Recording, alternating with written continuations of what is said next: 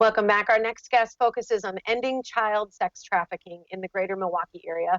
They say the COVID-19 pandemic is the perfect storm for putting more people at risk of being trafficked. Joining me to explain their mission and how you can help is Jarrett Luckett. He is the executive director of Exploit No More. Good morning to you, Jarrett. Good morning. Thank you for joining us. I think this is just a horrific topic. Nobody likes to talk about it, but it's important. What is the mission of Exploit No More? Yeah, so the mission at Exploit No More is to end child sex trafficking in the greater Milwaukee region. And we do that through three different key areas through increasing awareness, increasing advocacy, so advocating for better laws and services for victims, and aftercare, so helping individuals who are coming out of that life of human trafficking to heal and move forward and have a successful future. I love hearing that there can be a happy ending to that story of coming out and having healing and moving out of that lifestyle. So that gives us some hope. How has the pandemic affected what you guys are doing? Oh man, it's affected every area.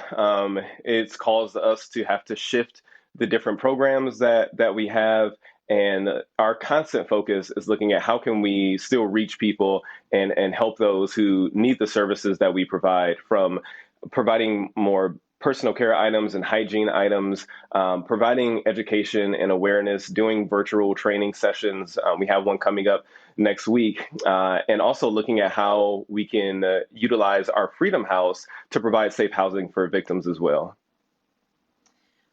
I think that's important. The topic, it seems, is more important than ever right now. In terms of the impact of COVID-19, what have you seen on sex trafficking? Yeah, so like you opened up talking about, and with COVID kind of presenting the perfect storm. And for some more context on that, what we see is three different key factors. So you have the economic conditions where 1 in 4 Americans are unemployed right now. You have food insecurity as well. I believe the statistic with that is 1 in 3 or 1 in 4 minors are living in food insecurity. And we already know that Milwaukee has a high rate of poverty, has a high rate of food insecurity already. And so this COVID situation is just amplifying that.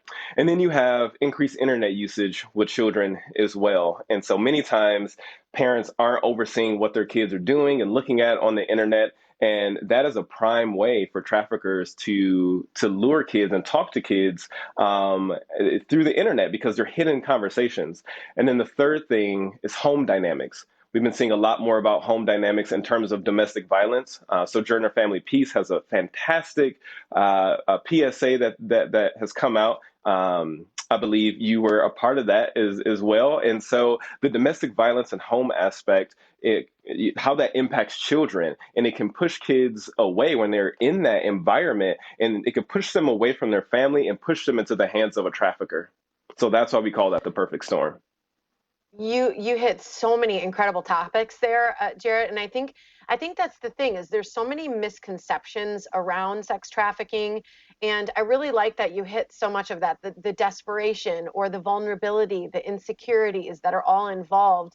This isn't a life that anybody would want to choose, and it's sometimes something that is tricked or, like you said, out of desperation.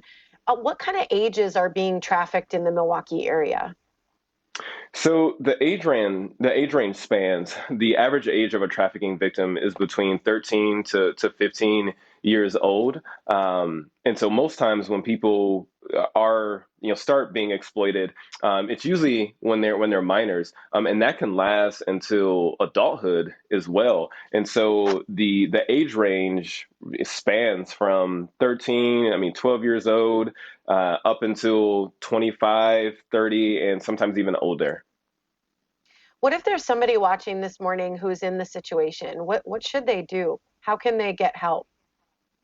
Yeah, they can reach out to us. We have great relationships with a variety of organizations in the area where we work to collaborate on helping individuals from emergencies, like if they're in a situation right now, from that emergency standpoint, and thereafter. There's so many organizations in this community. Well, not so many. There's a handful of organizations in this community who focus on human trafficking, and their heart is just invested into helping people get out of their situation and living the life that they were destined to live, because human trafficking was not that destiny for them. Thanks for joining us this morning, Jarrett.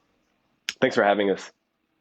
Absolutely. Here's the information. You can find out more, exploitnomore.org. So you can follow them online on Facebook or Instagram. And again, that website for all the information.